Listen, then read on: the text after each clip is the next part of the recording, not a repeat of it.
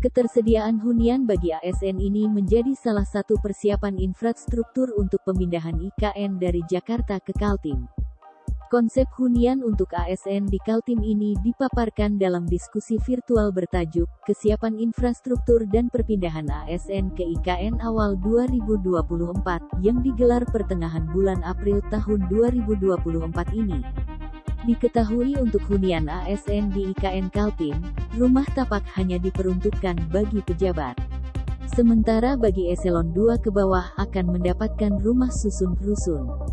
Simak perincian luas hunian atau spesifikasi rumah dinas ASN TNI Polri di IKN Kaltim di dalam artikel ini. Dalam diskusi virtual tersebut, Ketua Bidang Perencanaan Perumahan, Kementerian Pekerjaan Umum dan Perumahan Rakyat PUPR, Dedi Permadi hunian IKN akan masuk di areal kawasan inti pusat pemerintahan KIP. Luasan lahan untuk KIP IKN adalah 856 hektare. Dari luasan lahan KIP IKN 856 hektare ini, 664 hektare diantaranya diperuntukkan bagi hunian pejabat negara, ASN, TNI dan Polri. Sisa lahan seluas 192 hektare, akan dibangun hunian masyarakat umum bagi pekerja konstruksi, perwakilan negara asing, dan pelaku usaha. Hunian di IKN Kaltim ini terdiri dari beberapa tipe yakni rumah susun rusun negara, rusun pertahanan dan keamanan, serta rumah tapak. Hunian ini akan berupa rusun milik dan rumah milik. Dedi Permadi mengatakan, meskipun ini KIP, tidak serta-merta ditujukan untuk ASN, TNI, Polri saja, tetapi kita memisahkan sekitar 30% yang akan dialokasikan rumah masyarakat yang bisa diakses masyarakat. Dikutip tribunkaltim.co dari kompas.com, pemerintah berencana menyediakan hunian di IKN dengan perincian sekitar 580 unit rumah tapak bagi menteri atau pejabat tinggi negara dan 490 unit rumah tapak untuk pejabat negara. 390 unit rumah tapak untuk jabatan pimpinan tinggi, JPT, Madya atau eselon 290 unit rumah susun bagi JPT Pratama atau eselon 2, 190 unit rusun untuk administrator atau eselon 3, dan 98 unit rusun bagi pejabat fungsional. Adapun spesifikasi rumah dinas bagi pejabat negara, ASN, TNI, dan Polri seperti dikutip tribunkaltim.co dari kompas.com, adalah sebagai berikut. Menteri, pejabat tinggi negara diberikan rumah tapak seluas 580 meter persegi.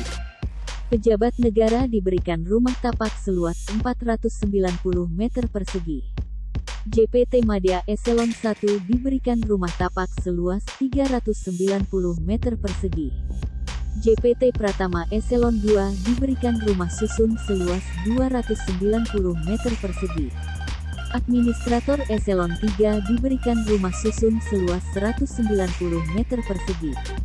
Pejabat fungsional dan staf lainnya diberikan rumah susun seluas 98 meter persegi. Sebelumnya, Direktur Jenderal Dirjen Kementerian Pekerjaan Umum dan Perumahan Rakyat PUPR, Halawi Abdul Hamid mengatakan pembangunan rumah dinas bagi ASN di IKN Kaltim akan dilaksanakan tahun 2022. Namun, untuk pembangunan rumah dinas ASN di IKN Kaltim ini tidak akan menggunakan dana anggaran pendapatan dan belanja negara (APBN).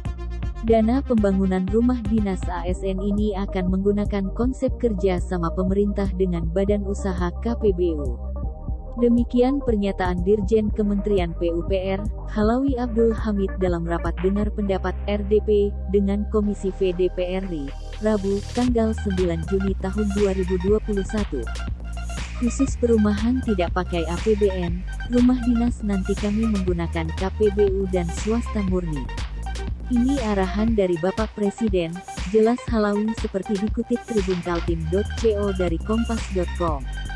Kelak, pihak swasta yang memenangkan proyek KPBU ini akan melaksanakan pembangunan rumah dinas dan pemerintah bakal menyewakan rumah dinas yang telah dibangun tersebut ke pihak swasta.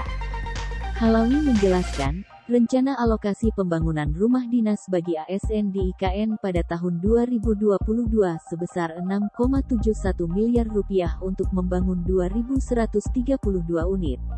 Jumlah alokasi pembangunan rumah dinas ini hanya bersifat dukungan saja, karena keseluruhan pembangunan akan menggunakan skema KPBU dan swasta murni. Alokasi pembangunan rumah dinas ini pun juga di luar dari pagu indikatif Ditjen Perumahan Kementerian PUPR pada tahun anggaran Ta. 2022 senilai Rp5 triliun. Terima kasih sudah nonton, jangan lupa like, subscribe, dan share ya!